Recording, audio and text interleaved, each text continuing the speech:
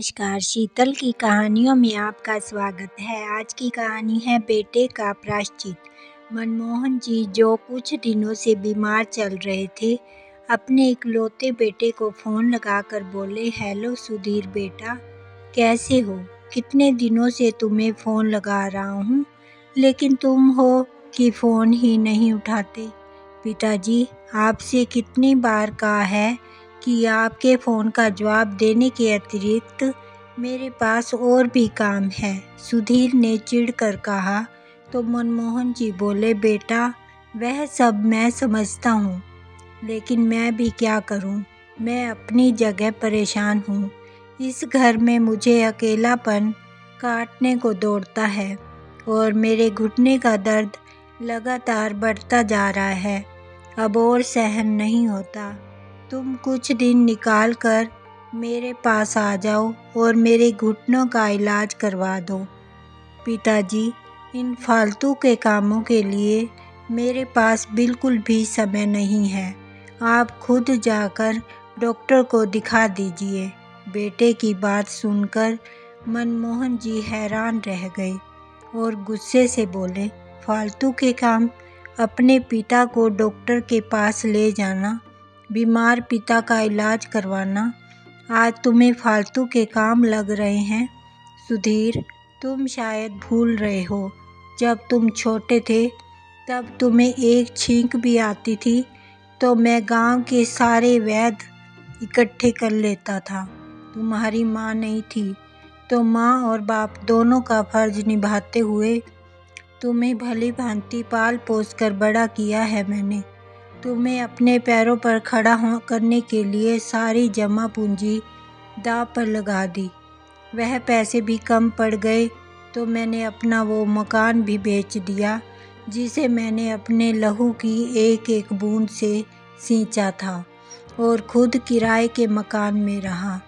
आधी से ज़्यादा मेरी पेंशन केवल घर के किराए में ही चली जाती है, परंतु आज तक मैं तुमसे शिकायत नहीं की थी। बोलते बोलते मनमोहन जी हाँफने लगे।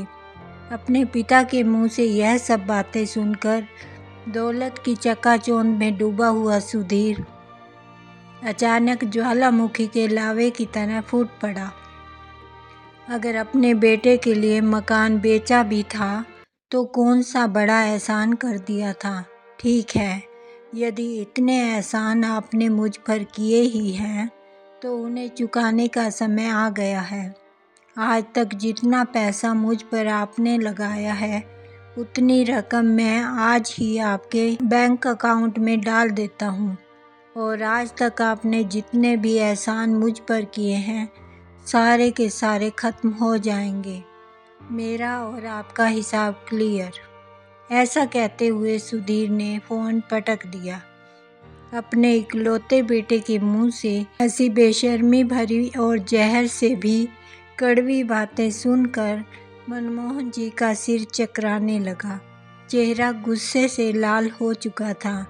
उनका शरीर क्रोध से कांपने लगा। आंखों से आंसू अभी निकलने ही वाले थे कि उनकी नज़र अपनी स्वर्गवासी पत्नी की तस्वीर की ओर गई। उसी समय उन्हें अपनी पत्नी द्वारा उसके अंतिम पलों में बोला गया एक वाक्य याद आया। सुनिए, आप मुझसे वादा कीजिए कि आप अपनी आंखों में कभी भी आंसू नहीं आने देंगे। यह वाक्य याद आते ही मनमोहन जी तुरंत अपने चेहरे पर फीकी सी हंसी लाते हुए बोले, नहीं मोहिनी, मैं रो नहीं रहा हूँ। तुम जहाँ भी हो खुश रहना। मैं यहाँ बहुत खुश हूँ और बड़े अच्छे से रह रहा हूँ। मनमोहन जी रायपुर के एक प्रतिष्ठित और अनुभवी शिक्षक रह चुके थे। जीवन में उतार चढ़ाव को झेलते हुए और कठिनाइयों से जूझते हुए उन्होंने कड़ी मेहनत करके ईमानदारी से अपना जीवन व्यतीत किया था। एक शिक्षक होते हुए भी उनका ध्यान हमेशा इस बात पर रहता कि वह अपने शिष्यों को समाज के जिम्मेदार नागरिक बना सकें। लेकिन कहते हैं ना कि दिया खुद ही प्रकाश से वंचित रह जाता है। यही कहावत मनमोहन जी पर भी लागू होती थी। वह बिल्कुल नहीं जानते थे कि उनके जीवन में आगे क्या होने वाला है। मनमोहन जी का इकलौता बेटा सुधीर था। उनकी धर्मपत्नी मोहिनी का निधन प्रसव पीड़ा के दौरान ही हो गया था। बेटे सुधीर के जन्म के साथ ही उनकी पत्नी स्वर्गवासी हो गई थी। गांव समाज के लोगों ने उनके बेटे सुधीर को अपशगुनी बताया, जो कि जन्म लेने के साथ ही अपनी मां को खा गया था। पत्नी के जाने का दुख तो मनमोहन जी को भी बहुत हुआ था, लेकिन उन्होंने सारी बातों को नकारते हुए अपने बेटे का बड़े खुले दिल से स्वागत किया था। गांव में ही रहते हुए उन्होंने शिक्षा दीक्षा के साथ साथ अपने पुत्र सुधीर का मां की ममता, आत्मीयता और पिता की कर्तव्यपरायणता के साथ पालन पोषण किया। घर का छोटे से छोटा और बड़े से बड़ा काम भी वे अपने बेटे के प्रति प्रेम के वशीभूत होकर बड़े ही आराम से कर दिया करते थे। अपने हाथों का बना हुआ खाने का एक एक निवाला बड़े ही प्रेम के साथ अपने बेटे को खिलाया करते थे।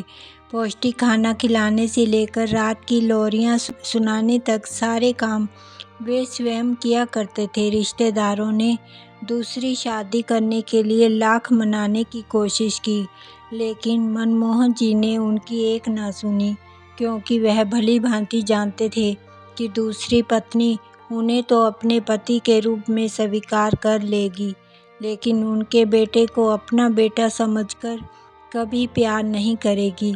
अपने बेटे के बारे में सोचते हुए उन्होंने जीवन भर का अकेलापन भी स्वीकार कर लिया, परंतु सुधीर को उसकी मां की कमी कभी महसूस नहीं होने दी। मनमोहन जी के प्रयत्नों से सुधीर अपनी पढ़ाई में ऊंचे मकाम हासिल करने लगा और अपने कस्बे का सबसे अव्वल दर्जे का छात्र बन गया। 12वीं की बोर्ड की परीक्षा सुधीर ने 98% अंकों के साथ उत्तीर्ण की।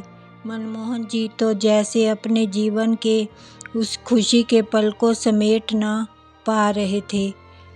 खुशी के कारण उनकी आंखों में एक चमक आ गई थी। अब बारी थी जिंदगी के दूसरे पड़ाव की, जिसके लिए मनमोहन जी ने अपना सब कुछ समर्पित कर दिया और सुधीर का एडमिशन दिल्ली के एक बहुत बड़े शिक्षण संस्थान में करवाया। ढलती उम्र की निराशा और जीवन में गहरी सन्नाटे के बावजूद उनके मन में यह उम्मीद थी कि उनका बेटा सुधीर अपने समाज के लिए एक आदर्श उदाहरण प्रस्तुत करेगा। इंजीनियरिंग की पढ़ाई करने के साथ साथ ही सुधीर की भेंट एक लड़की सुधा से हुई, जो कि उसी के साथ सॉफ्टवेयर इंजीनियर की पढ़ाई कर रही थी। धीरे धीरे उनकी बातचीत दोस्ती में बदल गई और वह दोस्ती प्यार में कब बदल गई उन दोनों को पता ही ना चला। इसके बाद सुधीर ने फैसला किया कि नौकरी लगते ही अपने पिता को सुधा के बारे में बता देगा। बहुत ही जल्दी देश की एक बहुत बड़ी सॉफ्टवेयर निर्माता कंपनी में उसे बढ़िया सैलरी पर एक बहुत अच्छी नौकरी मिल गई। इस खुशी के साथ जब वह अपने पिता के पास लौटा तो उसके पिता हर बार की तरह उसके लिए पलकें बिछाए बैठे थे। अब तक उसके दिल में दुनिया की चकाचौंध ने दस्तक दे दी थी। अब पैसा उसके लिए एक बहुत बड़ी चीज बन गया था, जिसके सामने पिता का प्यार, समर्पण और त्याग छोटा पड़ने लगा था। लेकिन अभी कुछ बची खुची संवेदनाएं थी, जिन्हें अपने पिता के साथ वह बांटना चाहता था। और लगे हाथ ही उसने सोचा कि पिताजी को सुधा के बारे में भी बताने का उचित समय है। जैसे ही उसने अपने पिता को इस बारे में बताया, उनके जीवन में तो मानो आनंद की हिलोरें पैदा हो गई। वे अंदर ही अंदर बहुत खुश हुए। 2 दिन बाद ही सुधीर ने अपने पिता को सुधा से मिलवाया। सुधा से मिलने के पश्चात मनमोहन जी उसके आचार विचार से बहुत प्रभावित हुए। उसका व्यवहार, बातचीत का ढंग और सलीका उन्हें बहुत पसंद आया। उन्होंने शादी के लिए तुरंत हाँ कर दी। बहुत ही जल्दी दिल्ली में सुधीर ने अपने पिताजी और कुछ नज़दीकी रिश्तेदारों की उपस्थिति में सुधा के साथ विवाह कर लिया और उसके बाद काम के सिलसिले में ही मुंबई चला गया। लेकिन सुधीर वहां जाकर वहीं का होकर रह गया और अपनी पत्नी के साथ मुंबई में ही सेटल हो गया। परंतु दूसरी ओर उम्र के इस पड़ाव में मनमोहन जी का अकेलापन अपनी चरम सीमा तक पहुंच गया। पहले तो सुधीर हर तीसरे चौथे दिन फ़ोन कर लिया करता था, परंतु आज कई सप्ताह बीत जाने पर भी उसके फ़ोन की घंटी सुनने के लिए मनमोहन जी के कान तरस गए थे।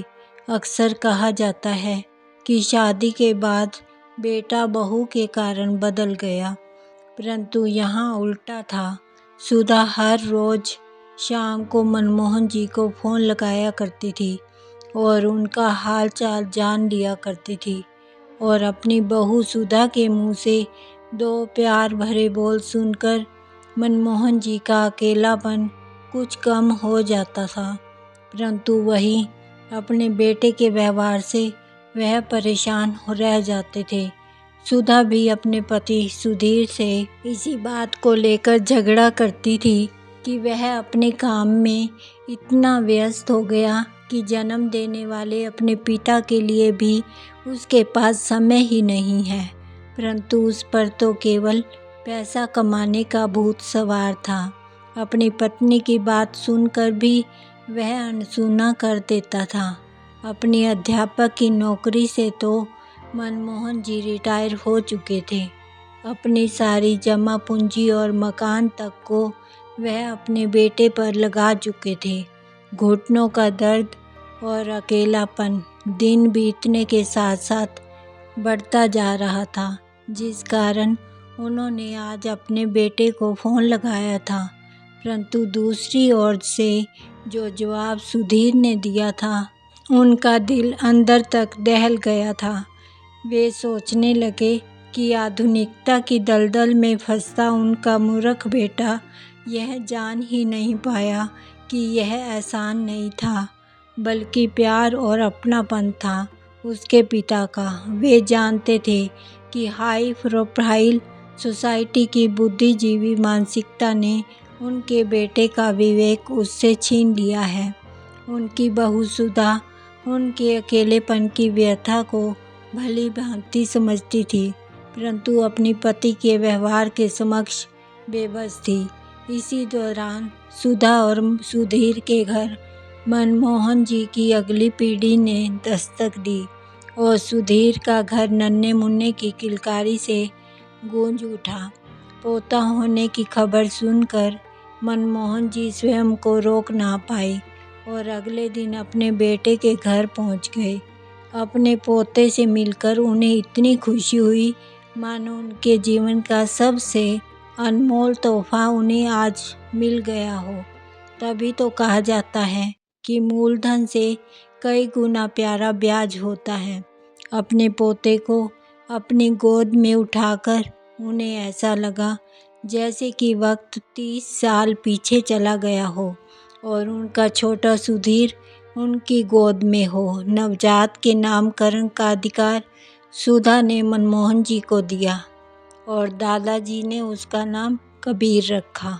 उसके प्यारे से चेहरे को देखते हुए उनके मन में वात्सल्य उमड़ आया और आंखों में खुशी के आंसू आ गए। जब सुधा ने यह दृश्य देखा तो उसे बड़ी प्रसन्नता हुई, क्योंकि कई सालों के बाद उसने अपने ससुर जी को इतना खुश देखा था। उनके चेहरे पर एक मुस्कान थी। अब उसने ठान लिया था कि वह उनके चेहरे की इस मुस्कान को फीका नहीं पड़ने देगी और उन्हें अपने पोते से दूर कहीं नहीं जाने देगी। करीब एक सप्ताह अपने बेटे के घर गुजारने के बाद जब मनमोहन जी ने वापस जाने का सोचा तो सुधा ने अपने पति सुधीर से कहा जी एक बात कहूँ, काफ़ी समय बाद मैं पिताजी को हंसते मुस्कुराते हुए देखा है। अपने पोते को पाकर उनके चेहरे पर एक अलग ही रौनक आ गई है। दादा बनने की खुशी उनके चेहरे पर साफ झलक रही है। मैं चाहती हूँ कि उनका यह चेहरा हमेशा यूं ही मुस्कुराता रहे। इसलिए अब से वो भी हमारे साथ ही रहें तो कैसा रहेगा। सुधा ने यह बात इतनी विनम्रता और प्यार से कही कि सुधीर के पास मना करने का कोई कारण नहीं बचा। अब मनमोहन जी अपने बेटे के घर में मुंबई में ही रहने लगे थे। अपने पोते कबीर का साथ पाकर उनकी ज़िंदगी को मानो नई मायने मिल गए थे। नन्हे कबीर को भी अपने दादाजी का साथ बहुत भाता था। उनकी गोद में आकर उसे एक अलग तरह की खुशी मिलती थी। समय पाकर सुधा अपने ससुर जी को घुटनों के एक बहुत बड़े स्पेशलिस्ट के पास लेकर गई और उनका अच्छे से इलाज करवाया, जिससे उनके घुटने अब धीरे धीरे ठीक हो रहे थे। अब वह सही ढंग से चलने फिरने लगे थे। सुधा इस बात का पूरा ध्यान रखती कि मनमोहन जी को उनके घर में रहकर किसी तरह की तकलीफ ना हो। समय बीतने के साथ साथ जैसे जैसे कबीर बड़ा हो रहा था, अपने दादाजी के प्रति उसका प्रेम और प्रगाढ़ होता जा रहा था। लेकिन वही उनका बेटा सुधीर धीरे धीरे उनसे पूर्ण रूप से कटता जा रहा था। मनमोहन जी का जोर जोर से खांसना, घर के किसी काम में बोलना उसे बिल्कुल पसंद नहीं था। सुधीर की काम की व्यस्तता और चिंताएं भी लगातार बढ़ती जा रही थी, जिस कारण वह एक रात शराब पीकर नशे में धुत होकर घर लौटा। मनमोहन जी को यह सब देखकर बहुत दुख हुआ और गुस्सा भी आया, लेकिन उस समय उन्होंने कुछ नहीं कहा। परंतु धीरे धीरे समय बीतने के साथ अब शराब पीकर लौटना सुधीर का हर रोज का काम बन गया था। अक्सर शराब के नशे में वह सुधा को भी गालियां देने लगा था। अब मनमोहन जी ने चुप बैठना उचित नहीं समझा और एक दिन उसे अपने पास बैठाकर समझाने लगे, देखो बेटा सुधीर, यह शराब कोई अच्छी चीज़ नहीं है। इसने ना जाने कितने घरों को उजाड़ कर रख दिया है। मैं कई दिनों से देख रहा हूँ, तुम रोज़ शराब पीकर घर आते हो। कल तो तुमने हद कर दी, जब तुमने बहू को भी गालियाँ दी। तुम्हें शायद नहीं मालूम कि तुम्हारा जीवन किस दिशा में जा रहा है। तुम्हारा पारिवारिक जीवन और अधिक खराब हो, इससे पहले ही तुम संभल जाओ और नशे से दूर रहो। पिता ने यह बात बड़ी आत्मीयता और प्यार से कही थी, लेकिन सुधीर को लगा जैसे उसके पिता की बातें, उनकी चिंताएं केवल उसे ताना मारने, सताने और जताने के लिए ही है। ना जाने क्यों वह अपने पिता के प्यार को पूरी तरह से भूल चुका था।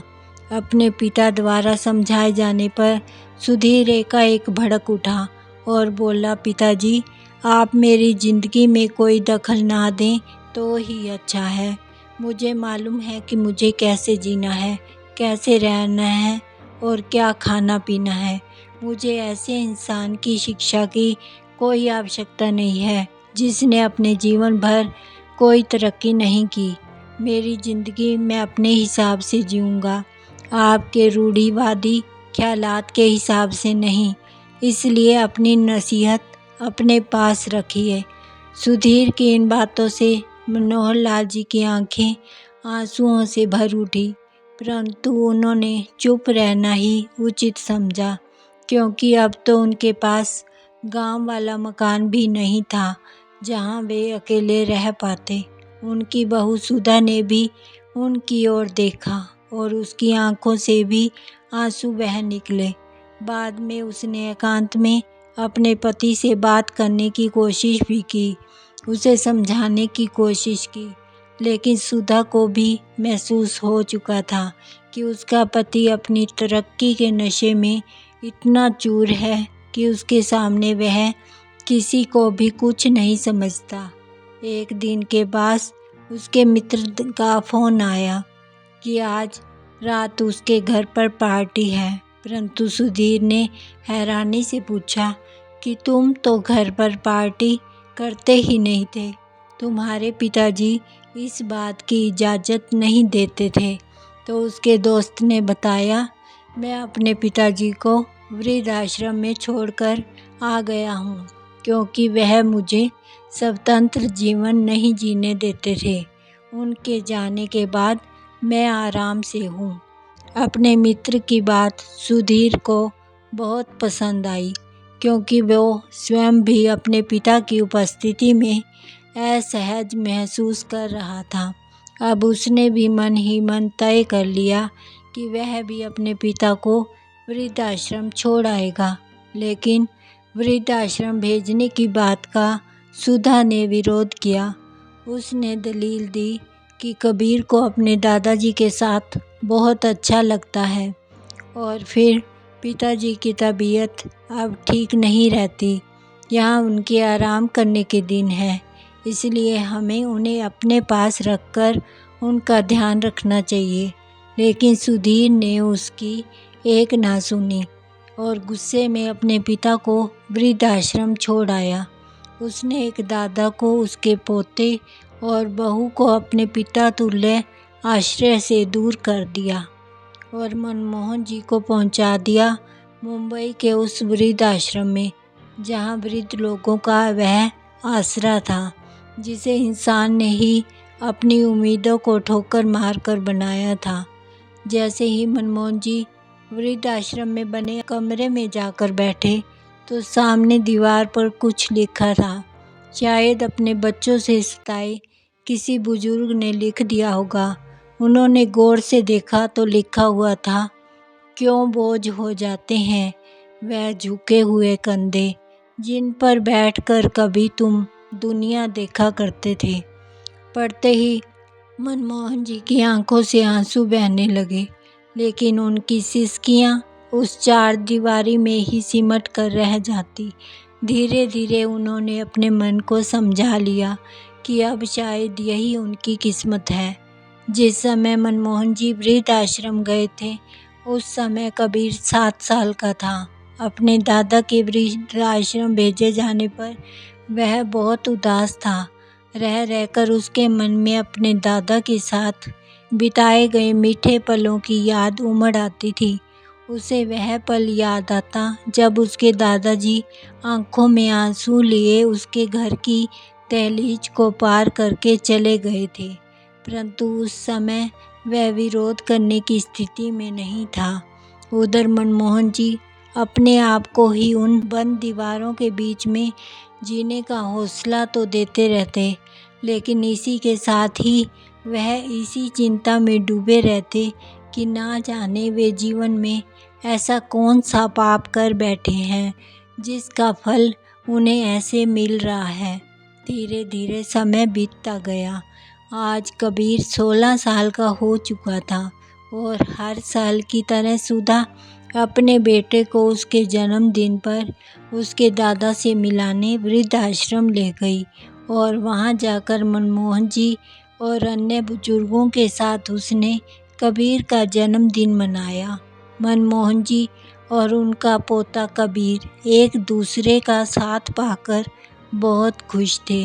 वे आपस में मित्रों की तरह हंसी मजाक कर रहे थे, परंतु हमेशा की तरह अलग होते समय दोनों की आंखों में आंसू थे।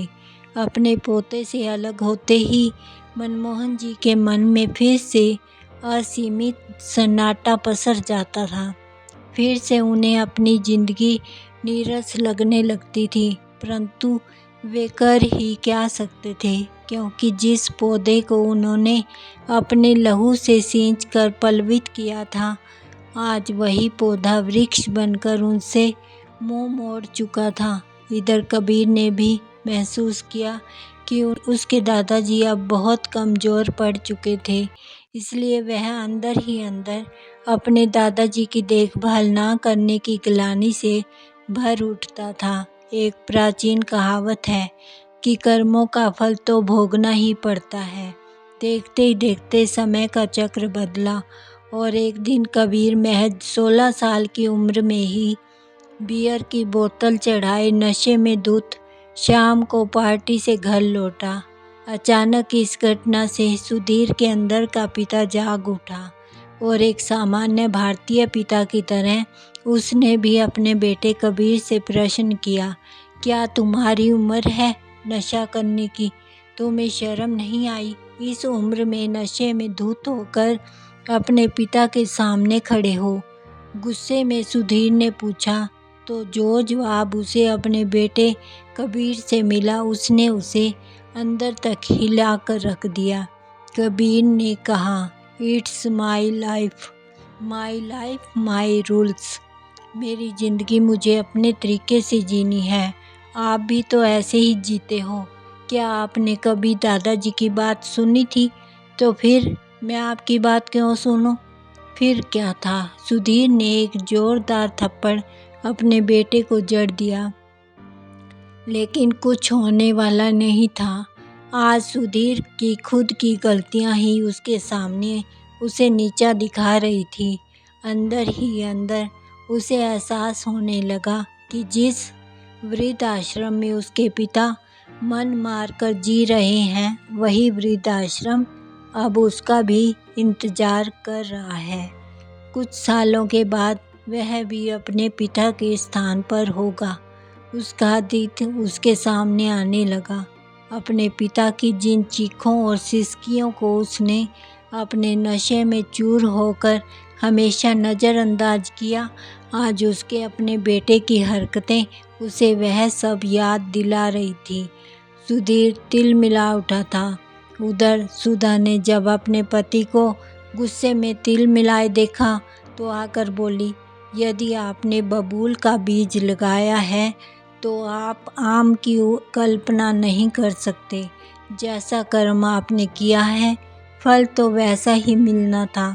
पत्नी और बेटे की बातें सुनकर सुधीर के सामने उसके अतीत के पन्ने खुलने लगे, जो उसे एहसास करा रहे थे कि उसने पैसा तो बहुत कमाया, नहीं कमा सका तो केवल अपने पिता का प्यार, जिस पिता ने उस पर अपना सब कुछ समर्पित कर दिया था। उसी पिता को उसने अपने जीवन के अंतिम चरण में वृद्धाश्रम की चार दीवारी में तड़पने के लिए छोड़ दिया। आज ना तो वह अपनी पत्नी का रहा, ना बेटे का और ना ही पिता का। रात बीत गई थी, सब लोग सो चुके थे, परंतु सुधीर की आंखों में नींद कोसों दूर थी। आज तक उसने जो किया था और उसके साथ जो आज हुआ था, उसके बारे में सोच सोचकर उसकी आंखों से आंसू बहते जा रहे थे।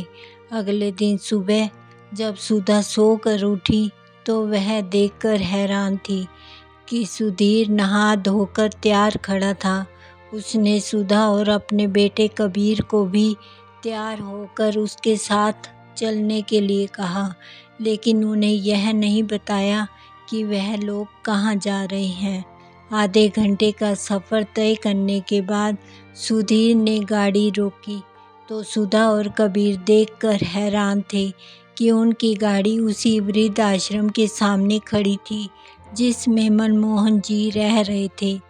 सुधा और कबीर अभी गाड़ी से निकल ही रहे थे कि सुधीर तेज कदमों से वृद्धाश्रम में चला गया। सामने देखा कि एक वृद्धजन लाठी का सहारा लेकर लड़खड़ाते कदमों के साथ आंगन में टहल रहे थे। उन्हें देखकर उसे ऐसा लगा मानो बुजुर्ग व्यक्ति का खून कब से सूख चुका हो। चेहरे पर झुर्रियों का एक जाल था, सिकुड़ी हुई हड्डियां मांस से बाहर निकल रही थी।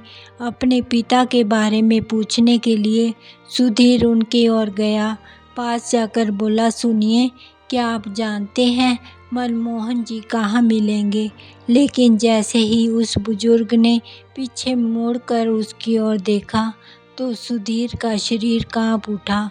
वह सुन रह गया, क्योंकि वह बुजुर्ग कोई और नहीं बल्कि उसके पिता मनमोहन जी ही थे। पिता को इस हालत में देखते ही उसका मन आत्मग्लानि से भर उठा। आंखों में पश्चाताप के आंसू लिए तुरंत उनके पैरों में गिर गया और बोला, पिताजी, मुझे माफ़ कर दीजिए। मुझसे गलती नहीं, गुनाह हो गया है, एक बहुत बड़ा गुनाह, जिसकी जितनी भी सज़ा मुझे दी जाए उतनी कम है। मैं जानता हूँ कि मेरा ये गुनाह माफ़ी के काबिल नहीं है, परंतु फिर भी मुझे प्रायश्चित का एक मौका, केवल एक मौका दे दीजिए। मेरे कारण आपने उम्र भर जितना दुख सहा है उसकी कोई सीमा नहीं है, लेकिन मैं वादा करता हूँ आज के बाद मैं कभी आपका दिल नहीं दुखाऊंगा। मुझे अपनी सेवा का एक मौका दे दीजिए। मैं बाकी की ज़िंदगी आपके आशीर्वाद की ठंडी छाया में गुजारना चाहता हूँ। कहते कहते वह फूट फूट कर रोने लगा। मनमोहन जी ने कांपते हाथों से उसे उठाया और भाव विभोर होकर उसे अपने गले से लगा लिया। दोनों ओर आंसुओं की धारा अनवरत रूप से बहती जा रही थी। उधर यह मार्मिक दृश्य देखकर कबीर रोते हुए अपनी माँ के गले लग पड़ा और बोला, माँ, आपको दिल से सैल्यूट। यदि आपने मुझे उस दिन दादाजी को वापस लाने के लिए पापा को सबक सिखाने का आइडिया ना दिया होता तो आज यह सब मुमकिन ना होता। आप दुनिया की सबसे अच्छी माँ हो और सबसे अच्छी बेटी। I am proud of you mom. दरअसल कबीर उस रात शराब पीकर नहीं आया था, बल्कि वह सारी घटना सुधीर को सबक सिखाने के लिए सुधा और उसके बेटे कबीर का एक सोचा समझा नाटक था, जिसके चलते आज सुधीर सही रास्ते पर आ चुका था। बहू की कोशिशों के कारण ही आज एक बूढ़े पिता को वह सुकून और सम्मान मिल रहा था जिसके वह हकदार थे। सुधा ने आज साबित कर दिया था कि यदि एक बहू चाहे तो अपने परिवार को अपने प्रेम के धागे से मोतियों की तरह पिरो कर रख सकती है। आपको यह कहानी कैसी लगी प्लीज़ लाइक करें, कमेंट करें और सब्सक्राइब करना बिल्कुल मत भूलें। धन्यवाद।